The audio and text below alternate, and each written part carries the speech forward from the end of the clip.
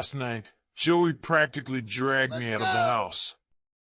His excitement palpable as we hurried to catch the opening act at a local bar's music night. The air buzzed with anticipation as we stepped into the vibrant venue, a kaleidoscope of music enthusiasts engrossed in lively conversations. We found a cozy spot at the bar, the atmosphere electric, with the first notes that resonated through the air. The music enveloped the room, its infectious rhythm inviting us to surrender ourselves to its sway. We tapped our feet and swayed with the melodies, losing ourselves in the enchanting ambience. Midway through the performance, I reached into my pocket, my fingers expecting the familiar shape of my phone. To my dismay, it wasn't there. Panic gripped me, a surge of adrenaline coursing through my veins as I frantically checked the table, hoping I had absent-mindedly left it behind. It wasn't there.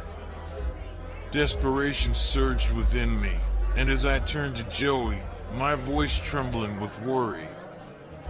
"Bro, did you see my cell phone?" I asked while searching his face for any sign of recognition. His response was a simple shake of the head, his expression mirroring my growing unease. Driven by a glimmer of hope, I rushed to the bustling bar, my calls for attention drowned in the sea of enthusiastic voices.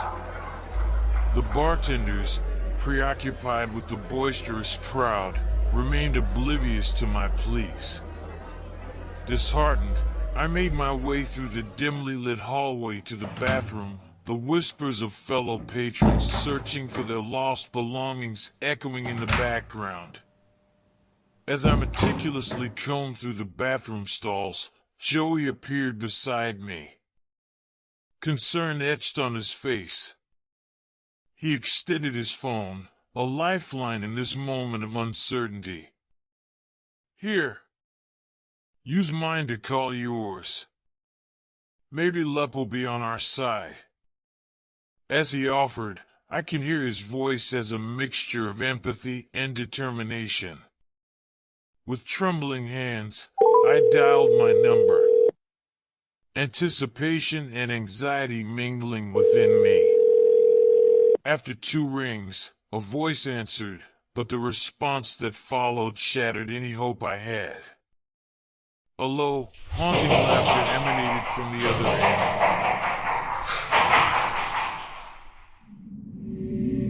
end, sending shivers down my spine. Disbelief washed over me, as if the caller took pleasure in my distress. The mysterious voice abruptly hung up, leaving me bewildered and unnerved. Am I being pranked? I looked at Joey, trying to guess if he's the culprit. "Bro, seriously, this is not funny." I questioned him with my voice laced with urgency. "What the hell are you talking about?" Joey responded, his face showing a mix of confusion and flabbergast. Judging from his seriously displeased look, I could tell Joey wasn't involved in this eerie phone call. Despite my growing unease, curiosity got the better of me.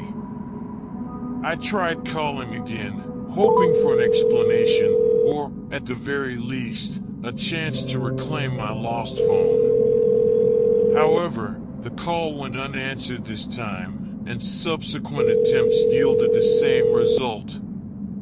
Just then, an idea struck me. "Bro, do you have a tracking app on your phone?" I asked. "Yeah, why?" His reply and nod confirmed my suspicion. My fingers tapped restlessly as I waited for the app to load. Seconds stretched into an agonizing eternity, but finally, the screen illuminated with the sought-after information. Shock surged through me as I stared at the tracking app's result. It revealed my phone's real-time location, a moving dot on the map, tracing its recent journey. My heart raced as I realized that my phone was not stationary, but on the move. "Oh my God, look!" I exclaimed, showing Joey what I'm seeing on the screen. "My phone's location! It's inside my house!" Wide-eyed, Joey mirrored my mix of fear and confusion. "This can't be real," he uttered in disbelief. No way. The map displayed the last known location of my phone, and it's pinpointing directly at my house. Chillingly, we froze for a second. I couldn't fathom the implications of what we were facing. Fear and curiosity battled within me, urging me to find the truth. Shall I call the police? I think to myself, but a nagging voice cautioned against it. "Just a silly phone," it said.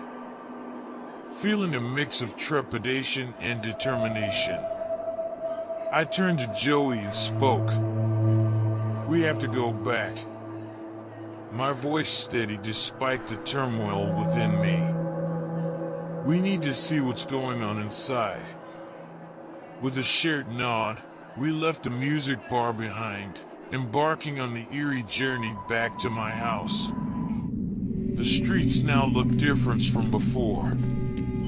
The dimly lit streets seem to hold secrets of their own now. Every shadow seems to conceal potential threats it never had before. Each footstep resonated like a drumbeat in my ears, reminding me of the gravity of the situation. As we approached the house, its facade seemed different now. A facade that might be hiding something sinister. We cautiously stepped inside, feeling the weight of uncertainty settle upon us. A house was supposed to be our sanctuary, but now it felt like a foreign territory. In the faint glow of the hallway light, we exchanged nervous glances. Joey and I had taken self-defense classes together, but facing an unknown intruder in the confines of my own home was an entirely different challenge. I used the phone and double-checked the app to ensure the accuracy of my phone's location. With each footfall, the floorboards creaked beneath our weight, the sound echoing through the seemingly dormant house. Our hushed breaths hung like ghostly wisps in the air, mingling with the faint scent of aged wood and forgotten memories. The house seemed to hold its breath, its walls bearing the weight of secrets and untold tales, as though it anticipated our intrusion with a mix of curiosity and apprehension. The intertwining emotions of trepidation and determination gripped my heart like icy tendrils. But I mustered the will to turn to Joey.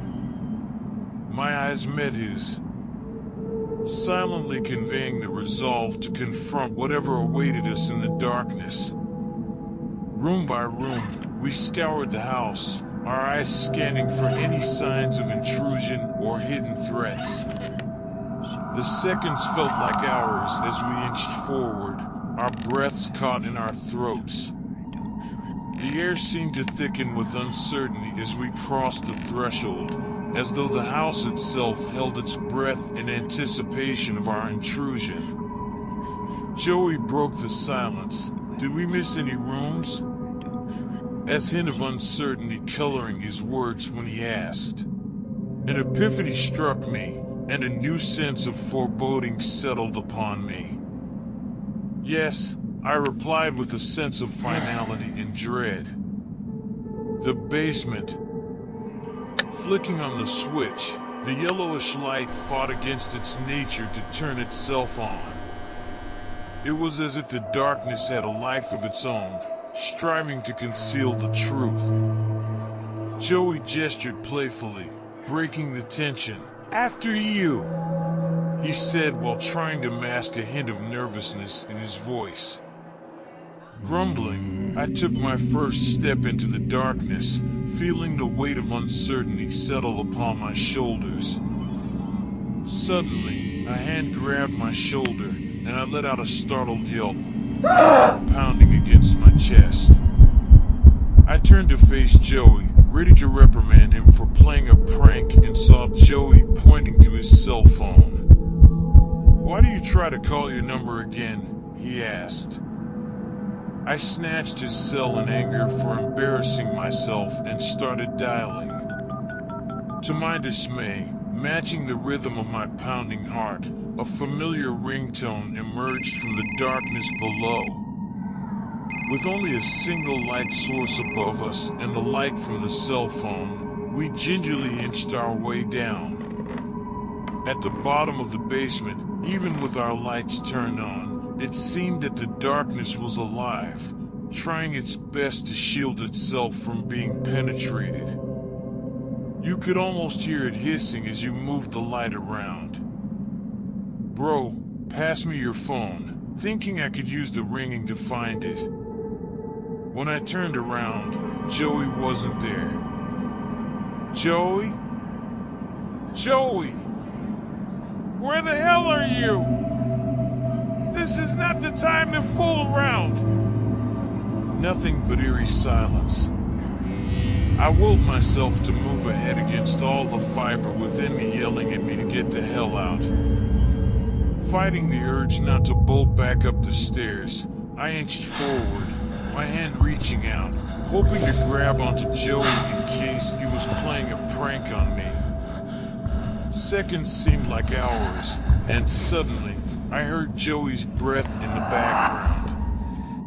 "Joey?" I called out, my voice wavering with fear and concern. "Is that you?" Just as I was about to call out again, a tearing, mind-numbing pain ripped through my shoulder. The shock of it paralyzed me momentarily as I grappled with the unexpected assault. Waves of pain struck me one after another. I dropped like a ton of bricks straight onto the floor when one of those cut through my thigh. The pain now felt like it is cutting deeper into me, as if someone loomed over me, frantically using their weight to inflict more pain. I weakly yelled, "Help! Help! Help!" hoping that someone could hear me and come to my rescue. Just then, I felt my cheek get cut deep and pierces through, slicing into my tongue. My warm, thick blood poured forth like a torrent as I tasted and gagged on my own life force. Drowning in my own blood, I curled my body into a ball, resigning all hope that the attacks would stop. Amidst the searing pain, the last sound that echoed in my ears was a bone-chilling combination of eerie giggles and frantic panting, hauntingly resembling Joey.